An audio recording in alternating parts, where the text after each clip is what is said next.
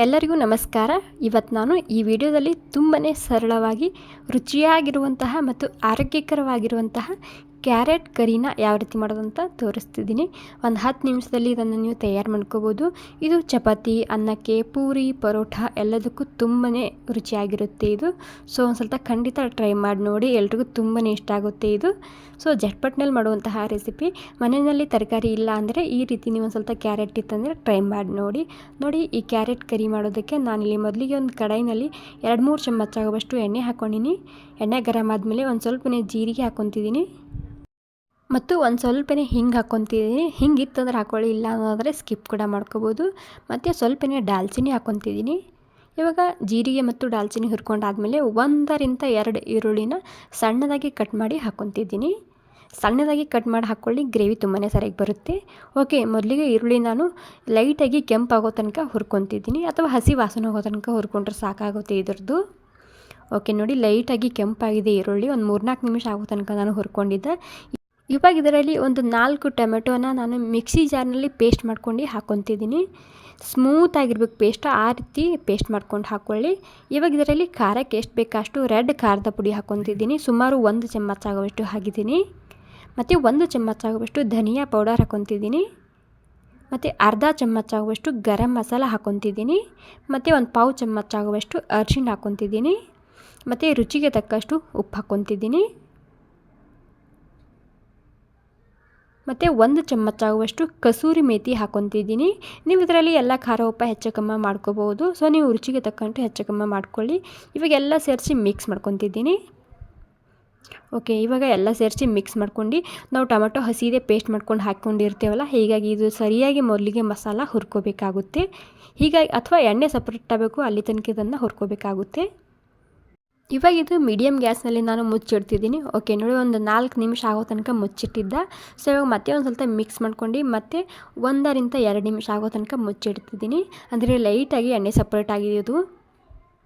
Okay ನೋಡಿ, ಇವಾಗ ಇದು ಒಂದು 5 ನಿಮಿಷ ಆಗಿದೆ. ಇವಾಗ ಪೂರ್ತಿಯಾಗಿ ನೀರೆಲ್ಲ ಕಮ್ಮಿ ಆಗಿದೆ ನೋಡ್ತಿರ್ಬೋದು. ಇವಾಗ ನಮ್ಮ ಮಸಾಲ ತಯಾರಾಗಿದೆ. ಇವಾಗ ಇದರಲ್ಲಿ ನಾನು ಕ್ಯಾರೆಟ್ ಕಟ್ ಮಾಡ್ಕೊಂಡು ಹಾಕ್ಕೊತಿದ್ದೀನಿ. ಸುಮಾರು ಒಂದು 3-4 ಕ್ಯಾರೆಟ್ ಹಾಕ್ಕೊತಿದ್ದೀನಿ ಕಟ್ ಮಾಡ್ಕೊಂಡು.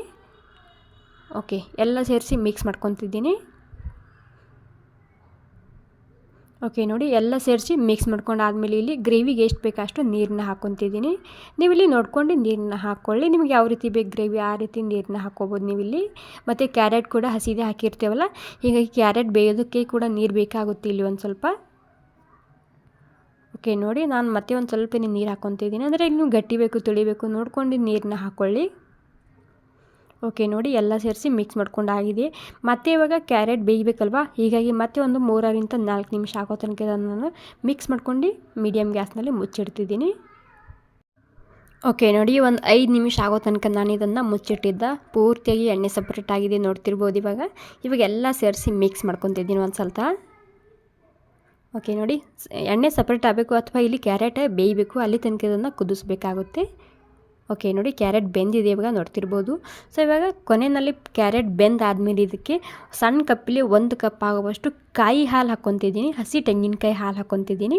ಅಂದರೆ ಹಸಿ ತೆಂಗಿನಕಾಯಿ ರುಬ್ಕೊಂಡು ಈ ರೀತಿ ಹಾಲನ್ನ ಸೋಸ್ಕೊಂಡು ಹಾಕ್ಕೊತಿದ್ದೀನಿ. ಇದು ಹಾಕೋದ್ರಿಂದ ತುಂಬಾ ರುಚಿ ಬರುತ್ತೆ ಈ ಕರಿ ರೆಸಿಪಿ. ಓಕೆ, ಎಲ್ಲ ಸೇರಿಸಿ ಒಂದು ಸ್ವಲ್ಪ ಮಿಕ್ಸ್ ಮಾಡ್ಕೊತಿದ್ದೀನಿ. ಓಕೆ, ಈ ಕಾಯಿ ಹಾಲು ಹಾಕಿದ್ಮೇಲೆ ಮತ್ತೆ ಒಂದು 2-3 ನಿಮಿಷ ಆಗೋ ತನಕ ಇದಕ್ಕೆ ನಾನು ಕುದಿಸ್ತಿದ್ದೀನಿ. ಮಿಕ್ಸ್ ಮಾಡ್ಕೊತಿದ್ದೀನಿ. ಮೊದಲಿಗೆ ಮಿಕ್ಸ್ ಮಾಡ್ಕೊಂಡು ಒಂದು ಸ್ವಲ್ಪ ಉಪ್ಪು ಖಾರ ಚೆಕ್ ಮಾಡಿ ನೋಡ್ಬೋದು ನೀವು ಇಲ್ಲಿ ಬೇಕಾದರೆ. ಮತ್ತು ಒಂದು ಸ್ವಲ್ಪನೇ ಇದರಲ್ಲಿ ಕಸೂರಿ ಮೇಥಿ ಹಾಕ್ಕೊತಿದ್ದೀನಿ. 1-2 ಚಮಚ ಆಗುವಷ್ಟು. ನಿಮ್ಮಲ್ಲಿ ಕಾಯಿ ಹಾಲು ಇಲ್ಲ ಅನ್ನೋದಾದರೆ ನೀವು ಇಲ್ಲಿ ಟೊಮೆಟೊ ರುಬ್ಕೋತಿರಲ್ಲ, ಅದೇ ಟೈಮ್ನಲ್ಲಿ ಕಾಜು ಇತ್ತಂದ್ರೆ ಕಾಜು ಸೇರಿಸ್ಕೊಳ್ಳಿ. ಗ್ರೇವಿ ತುಂಬಾ ಗಟ್ಟಿಯಾಗಿ ಬರುತ್ತೆ, ರುಚಿಯಾಗಿ ಬರುತ್ತೆ.